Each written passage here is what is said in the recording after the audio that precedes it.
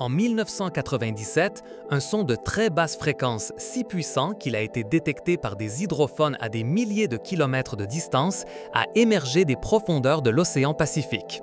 Ce cri énigmatique, que les scientifiques ont baptisé le bloop, était si fort qu'il a dépassé le volume de la baleine bleue, l'animal le plus bruyant de la planète. Pendant des années, son origine a été un mystère insondable, alimentant des théories allant de créatures marines inconnues à des phénomènes géologiques jamais vus auparavant. Cet événement extraordinaire nous révèle une vérité étonnante. Notre planète génère une symphonie complexe et puissante sous les vagues, des sons naturels qui, souvent, restent cachés à nos oreilles et à notre compréhension. L'océan, vaste et énigmatique, n'est pas un endroit silencieux. Bien au contraire, c'est un espace vibrant rempli d'un orchestre de sons dont les sources sont aussi diverses que fascinantes. Pour comprendre comment la Terre produit ces mystérieux sons sous-marins, il est essentiel de comprendre d'abord comment le son voyage dans l'eau. Le son est une vibration, une onde de pression qui se déplace à travers un milieu. Dans l'air, à une température ambiante d'environ 20 degrés Celsius, le son voyage à une vitesse d'environ 343 mètres par seconde. Cependant, dans l'eau de mer, cette vitesse atteint 1500 mètres par seconde, presque 5 fois plus vite. Cette différence est due au fait que l'eau est beaucoup plus dense et incompressible que l'air. Les molécules d'eau sont plus proches les unes des autres, ce qui permet aux vibrations de se transmettre de manière plus efficace et plus rapide. La vitesse du son dans l'eau n'est pas constante, elle varie significativement en fonction de 3 facteurs principaux: la température, la pression et la salinité. À une température plus élevée, les molécules ont plus d'énergie et vibrent plus vite, augmentant ainsi la vitesse du son. La pression, qui augmente avec la profondeur, accélère également le son, car elle comprime les molécules, facilitant la transmission des ondes. Enfin, une salinité plus élevée implique plus de particules dissoutes dans l'eau, ce qui contribue également à une légère augmentation de la vitesse du son. Ces variations créent des couches dans l'océan qui peuvent agir comme des guides ou des barrières pour le son. L'une des structures les plus cruciales pour la propagation du son sous-marin est le canal SOFA, qui signifie « canal de fixation et de portée du son ». Ce canal est une couche horizontale d'eau dans l'océan où la vitesse du son est minimale. Il se forme à des profondeurs variables, généralement entre 700 et 1200 mètres dans les océans tempérés, et plus près de la surface dans les régions polaires. Au-dessus de cette couche, la vitesse du son augmente avec la diminution de la température et l'augmentation de la pression. En dessous, la vitesse du son augmente avec l'augmentation de la pression, surpassant l'effet de la diminution de la température. Le résultat est une zone d'ombre à haute vitesse au-dessus et en dessous du canal et une couche centrale où le son est piégé et peut voyager des milliers de kilomètres avec une perte d'énergie minimale, comme s'il s'agissait d'une fibre optique pour les ondes acoustiques. Ce phénomène est d'une importance capitale. Par exemple, en 1962, pendant la guerre froide, les États-Unis ont développé le système de surveillance sonore, SOSUS pour son acronyme anglais, qui utilisait des hydrophones déployés dans le canal SOFAR pour détecter les sous-marins soviétiques. Les hydrophones, qui sont des microphones conçus pour fonctionner sous l'eau, pouvaient entendre le murmure des moteurs des submersibles ennemis à des centaines de kilomètres de distance. Mais l'utilité du canal SOFAR ne se limite pas à la stratégie militaire. Les grandes baleines, comme les rorquals communs et les baleines bleues, qui émettent des vocalisations de très basse fréquence, profitent de ce canal pour communiquer à travers des bassins océaniques entiers, trouvant des partenaires ou annonçant la présence de nourriture à des milliers de kilomètres de distance. Une prouesse de communication qui n'est possible que grâce à cette propriété physique singulière de l'océan. Maintenant, penchons-nous sur les sources de ces sons naturels. L'une des catégories les plus significatives est celle des sons géologiques, qui proviennent de l'activité propre de la Terre. Les tremblements de terre sous-marins sont peut-être les événements les plus dramatiques et audibles. Lorsque les plaques tectoniques, ces gigantesques fragments de la croûte terrestre, se frottent, se poussent ou glissent l'une sous l'autre, elles libèrent une immense quantité d'énergie. Cette énergie génère des ondes sismiques qui, en se propageant à travers le fond marin et la colonne d'eau, se transforment en ondes acoustiques puissantes. Ces ondes peuvent être détectées par des hydrophones à des distances colossales. Un exemple de cela s'est produit en 2012 lorsqu'un tremblement de terre de magnitude 9,1 dans l'océan Indien, au large des côtes de Sumatra, a généré non seulement des tsunamis, mais aussi un grondement sous-marin qui a résonné à travers tout. La planète, captée par le réseau d'hydrophones du système de surveillance international. L'activité volcanique sous-marine est une autre source constante de bruit géologique. Le long des dorsales océaniques, d'immenses chaînes de montagnes sous-marines qui s'étendent sur 70 000 km autour du globe, la croûte terrestre se sépare et le magma émerge du manteau, formant une nouvelle croûte océanique. Dans ces lieux, comme la dorsale du Pacifique Est ou la dorsale médio-atlantique, les volcans sous-marins entrent fréquemment en éruption. Ces éruptions peuvent être explosives, libérant des bulles de gaz et de cendres qui génèrent des sons d'éclatement et de bouillonnement intenses. Elles peuvent aussi être effusives, avec de la lave s'écoulant lentement et créant un crépitement constant à mesure que le magma chaud se refroidit rapidement au contact de l'eau froide de l'océan, formant des piliers de basalte. La détection de ces sons est fondamentale pour surveiller l'activité volcanique sous-marine et comprendre les processus géologiques qui façonnent notre planète. Au-delà des séismes des volcans, les mouvements lents de la croûte terrestre contribuent également au paysage sonore. La fracturation et le glissement de grandes masses de roches sous l'eau, connus sous le nom de glissement de terrain sous-marin, peuvent générer des bruits de basse fréquence. Ces glissements sont souvent provoqués par des tremblements de terre ou par l'accumulation instable de sédiments sur des pentes abruptes, comme les talus continentaux ou les canyons sous-marins. Imaginez une avalanche, mais sous l'eau, le fracas de milliers de tonnes de sédiments et de roches en déplacement peut être considérable et détectable à une certaine distance. Une autre source importante de son naturel est la glace de mer et les glaciers, en particulier dans les régions polaires. Le processus de détachement de grands blocs de glace d'un glacier ou d'une plateforme de glace, connu sous le nom de calving, est l'un des phénomènes acoustiques les plus spectaculaires de l'océan. Lorsqu'un morceau de glace de la taille d'un bâtiment se détache et s'effondre dans l'eau, il génère une explosion acoustique massive, un craquement et un grondement qui peuvent être détectés à des centaines de kilomètres de distance. Ces sons sont similaires au bloop que nous avons mentionné au début, et en fait, le bloop a ensuite été attribué à la fracturation d'un gigantesque iceberg. Une étude de 2005 menée par la National Oceanic and Atmospheric Administration des États-Unis a confirmé que les schémas acoustiques du bloop correspondaient à ceux de grands icebergs se détachant en Antarctique. Outre le calving, le mouvement et la friction des icebergs entre eux ou contre le fond marin produisent également une variété de bruits. Lorsque les icebergs dérivent et se heurtent, ou lorsque leur base irrégulière frotte le fond marin en eau peu profonde, ils génèrent des sons de raclement, de craquement et de broyage. La formation et la fonte de la glace de mer sont également des processus bruyants. Au fur et à mesure que l'eau gèle, elle se dilate et se contracte, libérant des bulles d'air piégées et créant un son crépitant. Lorsque la glace fond, ces bulles peuvent également s'échapper bruyamment. Ces phénomènes sont particulièrement pertinents en Antarctique et au Groenland, où les calottes glaciaires massives subissent des changements significatifs dus au changement climatique, ce qui modifie à son tour le paysage sonore de ces océans polaires. Les forces de l'océan lui-même, à travers des phénomènes océanographiques et atmosphériques, sont également une source constante de son. Les courants marins, par exemple, peuvent générer du bruit de plusieurs manières.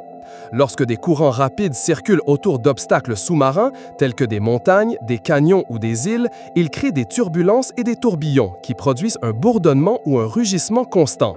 C'est le cas des détroits profonds où l'eau est canalisée, augmentant sa vitesse et générant un bruit audible par les hydrophones proches. Les grands courants océaniques, comme le Gulf Stream, bien que lents à grande échelle, contiennent des turbulences internes qui contribuent au bruit ambiant de basse fréquence. La surface de l'océan, en constante interaction avec l'atmosphère, est également une source acoustique significative. L'impact des vagues se brisant à la surface, en particulier pendant les tempêtes ou dans les zones de forte houle, génère un bruit blanc caractéristique. La pluie tombant sur l'eau, quant à elle, produit un son distinctif. Chaque goutte de pluie qui frappe la surface crée une petite bulle d'air qui se contracte et s'effondre rapidement, émettant une impulsion sonore. Lorsque des millions de gouttes de pluie tombent simultanément, le résultat est un grondement sous-marin qui peut être détecté par les hydrophones et utilisé par les scientifiques pour estimer l'intensité des précipitations à la surface de l'océan. Les vents forts contribuent également à la symphonie océanique en générant des vagues et en interagissant directement avec la surface de l'eau, créant un rugissement qui se propage sous les vagues. Même les grandes tempêtes tropicales et les ouragans, en déplaçant d'énormes masses d'air et d'eau, peuvent générer des sons de très basse fréquence, presque des infrasons, qui sont détectables à de grandes distances et qui peuvent être surveillés pour suivre leur trajectoire. Les profondeurs de l'océan abritent également des phénomènes hydrothermaux et chimiques qui produisent des sons uniques.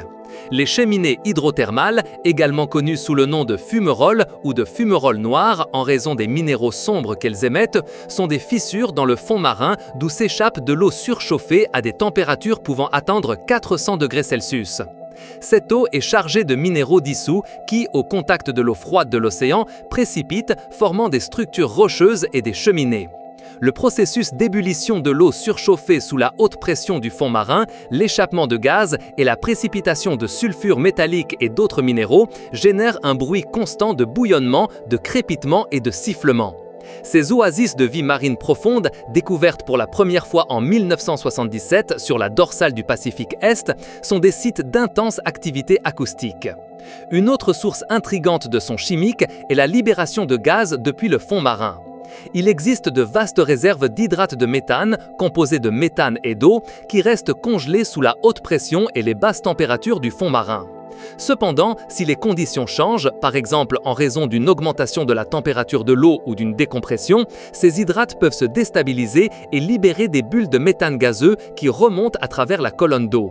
Ce bouillonnement constant, ou même des explosions soudaines de grands volumes de gaz, produit un son distinctif qui peut être surveillé pour étudier la libération de méthane, un puissant gaz à effet de serre.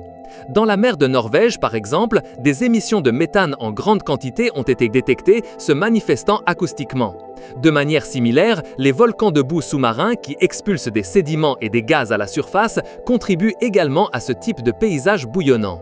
La détection et l'étude de tous ces sons naturels de l'océan nécessitent une technologie sophistiquée et des réseaux de surveillance mondiaux. Les hydrophones sont les instruments clés.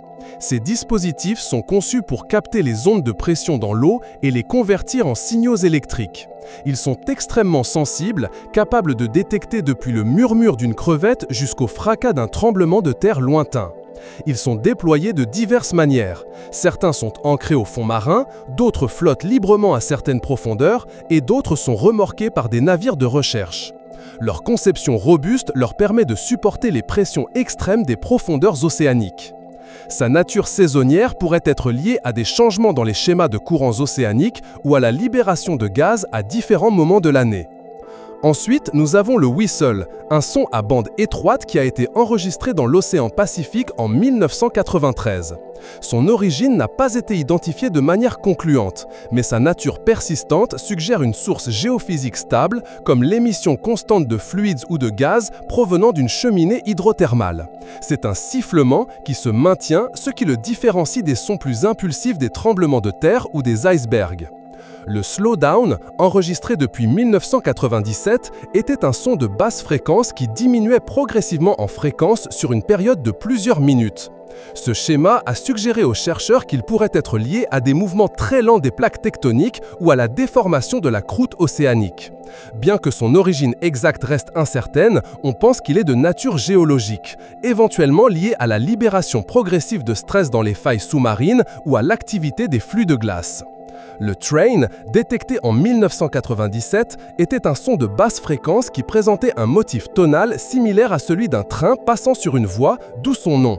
Bien qu'initialement déconcertante, des recherches ultérieures ont suggéré qu'il pourrait être lié à la résonance des plaques de glace ou au mouvement des masses de glace sur le fond marin.